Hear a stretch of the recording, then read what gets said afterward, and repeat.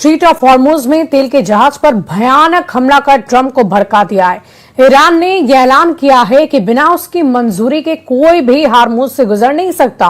उधर ट्रंप पहले ही ऐलान कर चुके हैं कि हॉर्मुज में ईरान ने हमला किया तो समझौता टूट जाएगा। इस बीच लेबनान में हिजबुल्लाह लड़ाकू ने इजरायल को जबरदस्त टक्कर देनी शुरू कर दी है। हिजबुल्लाह चीफ ने धमकी दी है कि बस कुछ 6 दिन में वो इजरायल को मार भगाएंगे।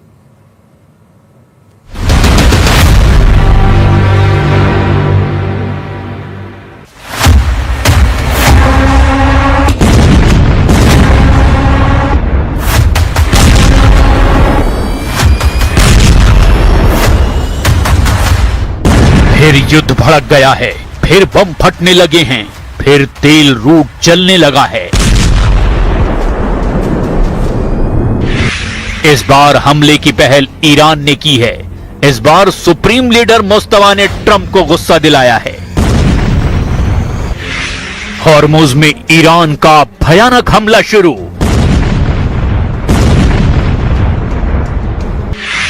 तेल के जहाजों को जलाने लगा ईरान। ऑयल रूट के चोक पॉइंट पर फंसे ट्रंप। 11,000 लाशें देखकर डर गया अमेरिका। हॉर्मुज में ईरान ने अपनी ताकत का एहसास करा दिया है। ओमान तट पर ईरान ने धमाका किया है। ईरान के हमले में तेल टैंकर जल गया है।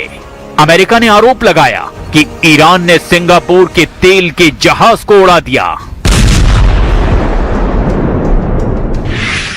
सिंगापुर मैरीटाइम अथॉरिटी ने कहा कि सिंगापुर में रजिस्टर्ड एक कंटेनर शिप पर हॉर्मुज में हमला हुआ है।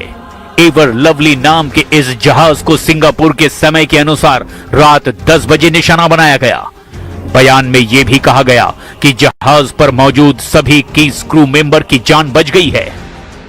इस्लामिक रिवोल्यूशनरी गार्ड ने हॉर्मुज में हमला करके ट्रंप के होश उड़ा दिए हैं, क्योंकि अमेरिका ने ऐलान किया था कि अब हॉर्मुज खुला है, ईरान हमला नहीं करेगा। लेकिन जब हॉर्मुज की जगह नए रास्ते से तेल सप्लाई की जानकारी ईरान को मिली, तब से सारे समीकरण ही बदल गए हैं। अमेरिका से डील के बाद हॉर्मुज पर कब्जा बरकरार रखने और टोल वसूली करने के लिए ईरान ने एक्शन ले लिया है। जिस हॉर्मुज स्ट्रीट को दुनिया तेल की लाइफलाइन कहती है, उसी हॉर्मुज को अब ईरान अपना नया एटीएम बनाना चाहता है। इसके लिए ईरान तुर्की मॉडल को अपनाने की तैयारी में जुट रहा है।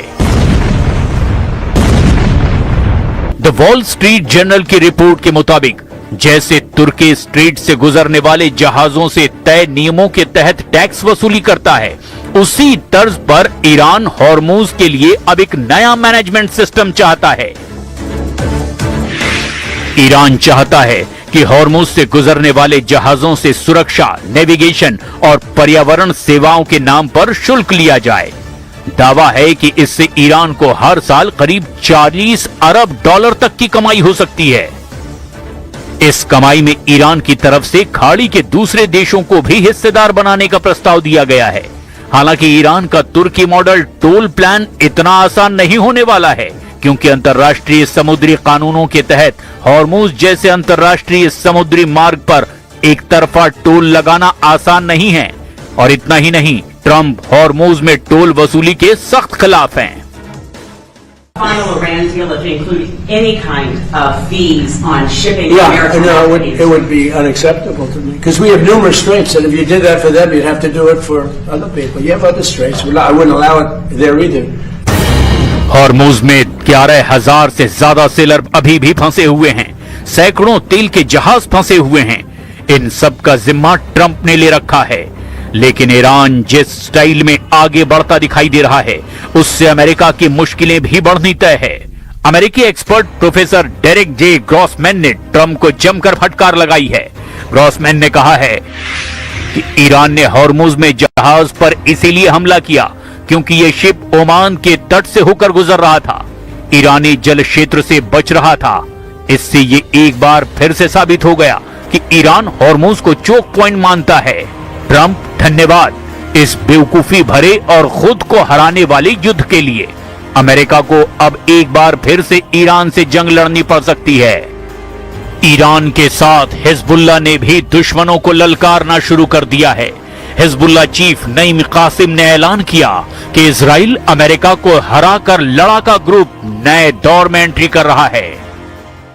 الإمام الخامنئي قدس سره رمزا وعلما ونورا وهداية وثورة وتعبئة مع القادة ومع الناس ومع المدنيين ومع التضحيات الكبيرة وبهذا استطاعت أن تقف।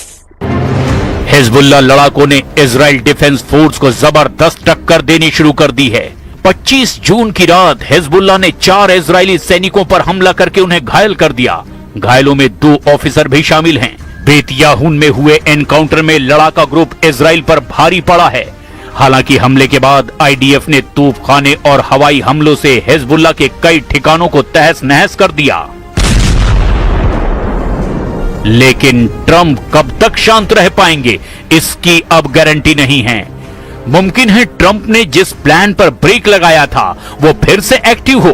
ट्रंप ईरान में ग्राउंड ऑपरेशन के बिना युद्ध जीत नहीं सकते, इसीलिए उनके पास अब ईरान में घुसकर हमला करने का ही ऑप्शन बचा है।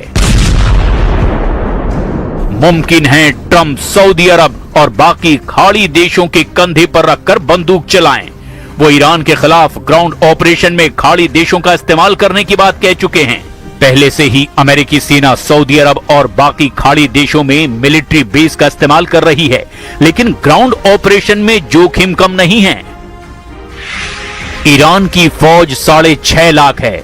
इसके अलावा पैरामिलिट्री फोर्स 2.5 लाख के बराबर है, जबकि ईरान में एक्टिव बसीज फोर्स 20 लाख तक हो सकती है।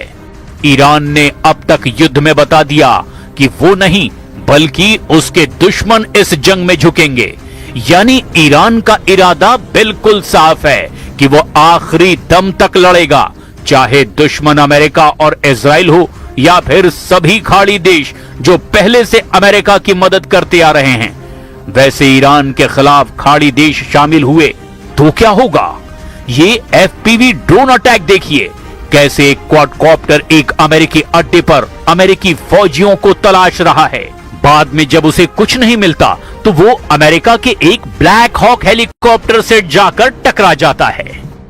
There is still the risk of escalation if Iran-linked proxy groups mobilize, and by that I mean Hezbollah in Lebanon, Iran-linked militia inside Iraq, and importantly, the Yemen-based Houthi movement that has threatened to attack shipping lanes in the Red Sea and has done so in the past. So we know they have some naval capability that could create disruption. इस युद्ध में तुर्की पर भी सबकी नजर है और Erdogan ने अरब देशों से तो कहा है कि वो इस युद्ध में शामिल ना हो। सऊदी अरब, यूएई और कतर का दौरा करने के बाद तुर्की के विदेश मंत्री को इस बात का एहसास हुआ कि ये सभी देश ईरान के खिलाफ युद्ध में उतरने के लिए तैयार हैं।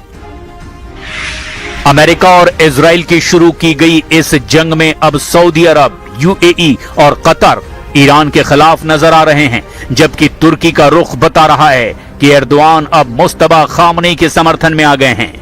यह ऐसे वक्त में हो रहा है जब ट्रंप ईरान से समझौता फाइनल करना चाहते हैं, लेकिन ईरान ने हॉर्मुज में धमाका करके ट्रंप को ईरान में ग्राउंड ऑपरेशन का मौका दे दिया है। अमेरिका ने मार्च के महीने में युद्ध के दौरान ईरान के कई आइलैंड को टारगेट पर लिया था। तब ट्रंप खार्ग और खुजेस्तान में हमला करने के ऑर्डर दे चुके थे। अब बस ट्रंप को इसका फैसला करना है कि हॉर्मुज धमाके का जवाब वो कैसे देंगे। उधर इस मुकाबले के लिए ईरान ने तैयारी पहले ही पूरी कर रखी है। ईरान के स्पीकर मोहम्मद बाकर कालिबाफ ने कहा कि ईरान अमेरिका की हर हरकत पर नजर रखे हुए है। अमेरिका की फौज की गतिविधियां देखी जा रही है। अमेरिका के सैनिक ट्रंप और नेतन्याहू की गलत फहमियों का शिकार बनेंगे। ईरान का इम्तिहान लेने की कोशिश ना करें ट्रंप। युद्ध की शुरुआत अमेरिका और इजराइल ने की, लेकिन इस जंग में ईरान लगातार बढ़त बनाए हुए है। ट्रंप की धमकी एक तरफ, ईरान का लड़ाका जज्बा दूसरी तरफ। ईरान बता रहा है कि जून 2025 का पलटवार तो ट्रेलर था, असली पिक्चर अब देखने की बारी आ चुकी है और ये पिक्चर ईरान ने अपने सरकारी टीवी चैनल पर कई बार दिखाई है। स्टूडियो में मिसाइल देखकर हर कोई हैरान है। दर्शकों के बीच मिसाइल दिखाने का क्या मकसद हो सकता है? ये मिसाइल तो लॉन्च पैड पर होनी चाहिए थी। पहली है फतह मिसाइल और दूसरी है खैबर शिकन मिसाइल। ये दोनों मिसाइल इजराइल को काउंटर करने के लिए तैयार की गई है, लेकिन एक तीसरी भी मिसाइल है जो खाड़ी में अमेरिकी अड्डों को काउंटर करेगी। ईरान ने अपनी इन सभी बहुत ही खतरनाक मिसाइलों को साफ साफ दिखा दिया है, तो कुल मिलाकर हैं ये 3 मिसाइल। पहली है फतह हाइपरसोनिक मिसाइल, दूसरी है खैबर शिकन मिसाइल और तीसरी जुल्फिकार मिसाइल। अब इन मिसाइलों को दिखाने का सिर्फ एक ही मकसद है और वो है ईरान के आसपास मौजूद अमेरिकी सेना और उसके अड्डों को तहस नहस कर देने का इरादा। साथ में इजराइल पर ऐसा हमला जिसके बाद नेतन्याहू फिर कभी ईरान के खिलाफ लाल आंख दिखाने की हिम्मत ना करें। मुस्तबा और उनके कमांडरों ने सिर्फ इजराइल को डराने के लिए बहुत बड़ी तैयारी कर ली है और अपनी सबसे भयानक मिसाइलों का बंदोबस्त अमेरिकी फोर्स से जंग के लिए किया गया है।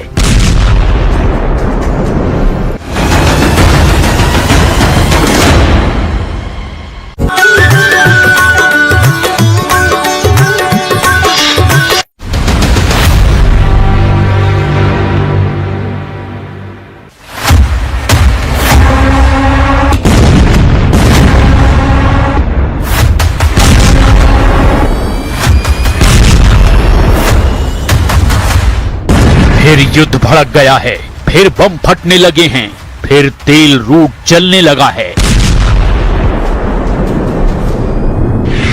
इस बार हमले की पहल ईरान ने की है। इस बार सुप्रीम लीडर मुस्तफा ने ट्रंप को गुस्सा दिलाया है। हॉर्मुज में ईरान का भयानक हमला शुरू।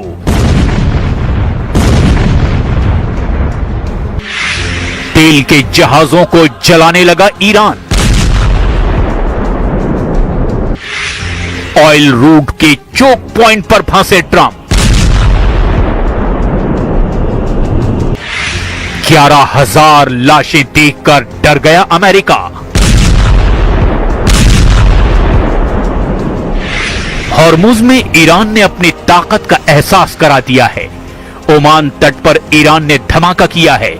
ईरान के हमले में तेल टैंकर जल गया है। अमेरिका ने आरोप लगाया कि ईरान ने सिंगापुर के तेल के जहाज को उड़ा दिया। सिंगापुर मैरीटाइम अथॉरिटी ने कहा कि सिंगापुर में रजिस्टर्ड एक कंटेनर शिप पर हॉर्मुज में हमला हुआ है। एवर लवली नाम के इस जहाज को सिंगापुर के समय के अनुसार रात 10 बजे निशाना बनाया गया। बयान में यह भी कहा गया कि जहाज पर मौजूद सभी इक्कीस क्रू मेंबर की जान बच गई है। इस्लामिक रिवोल्यूशनरी गार्ड ने हॉर्मुज में हमला करके ट्रंप के होश उड़ा दिए हैं, क्योंकि अमेरिका ने ऐलान किया था कि अब हॉर्मुज खुला है, ईरान हमला नहीं करेगा। लेकिन जब हॉर्मुज की जगह नए रास्ते से तेल सप्लाई की जानकारी ईरान को मिली, तब से सारे समीकरण ही बदल गए हैं।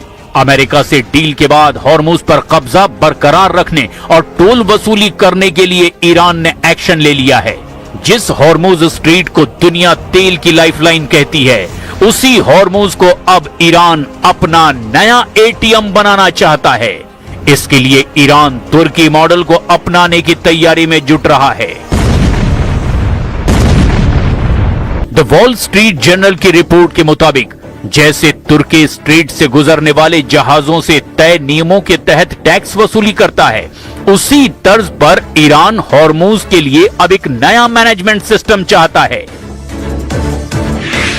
ईरान चाहता है कि हॉर्मुज से गुजरने वाले जहाजों से सुरक्षा, नेविगेशन और पर्यावरण सेवाओं के नाम पर शुल्क लिया जाए। दावा है कि इससे ईरान को हर साल करीब 40 अरब डॉलर तक की कमाई हो सकती है। इस कमाई में ईरान की तरफ से खाड़ी के दूसरे देशों को भी हिस्सेदार बनाने का प्रस्ताव दिया गया है। हालांकि ईरान का तुर्की मॉडल टोल प्लान इतना आसान नहीं होने वाला है, क्योंकि अंतर्राष्ट्रीय समुद्री कानूनों के तहत हॉर्मुज जैसे अंतर्राष्ट्रीय समुद्री मार्ग पर एक तरफा टोल लगाना आसान नहीं है। और इतना ही नहीं, ट्रंप हॉर्मुज में टोल वसूली के सख्त खिलाफ हैं। Final Iran deal to include any kind of fees on shipping. Yeah, maritime no, activities. it would be unacceptable to me, because we have numerous straits, and if you did that for them, you'd have to do it for other people. You have other straits. I wouldn't allow it there either. Hormuz में 11,000 से ज्यादा seller अभी भी फंसे हुए हैं। सैकड़ों तेल के जहाज फंसे हुए हैं। इन सब का जिम्मा ट्रंप ने ले रखा है। लेकिन ईरान जिस स्टाइल में आगे बढ़ता दिखाई दे रहा है, उससे अमेरिका की मुश्किलें भी बढ़नी तय है।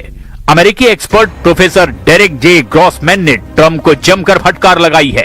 ग्रॉसमैन ने कहा है कि ईरान ने हॉर्मुज में जहाज पर इसीलिए हमला किया क्योंकि यह शिप ओमान के तट से होकर गुजर रहा था, ईरानी जल क्षेत्र से बच रहा था। इससे ये एक बार फिर से साबित हो गया कि ईरान हॉर्मुज को चोक पॉइंट मानता है। ट्रंप धन्यवाद इस बेवकूफी भरे और खुद को हराने वाले युद्ध के लिए। अमेरिका को अब एक बार फिर से ईरान से जंग लड़नी पड़ सकती है। ईरान के साथ हिजबुल्लाह ने भी दुश्मनों को ललकारना शुरू कर दिया है।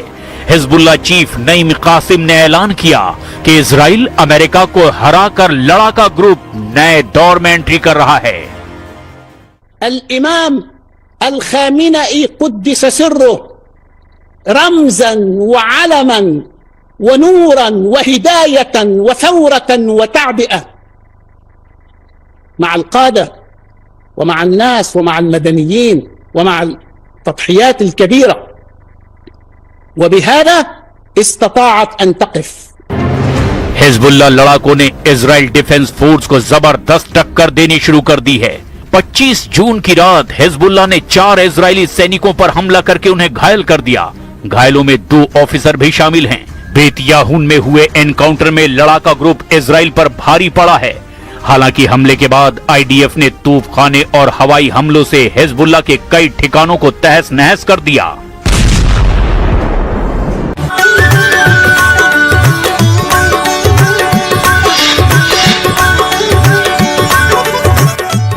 नमस्कार, प्रणाम। मैं नेहा निहारिका, आपकी भाभी जी। और आपकी भाभी जी एक बार फिर से मैदान में निकल चुकी हैं आज का मुद्दा लेकर।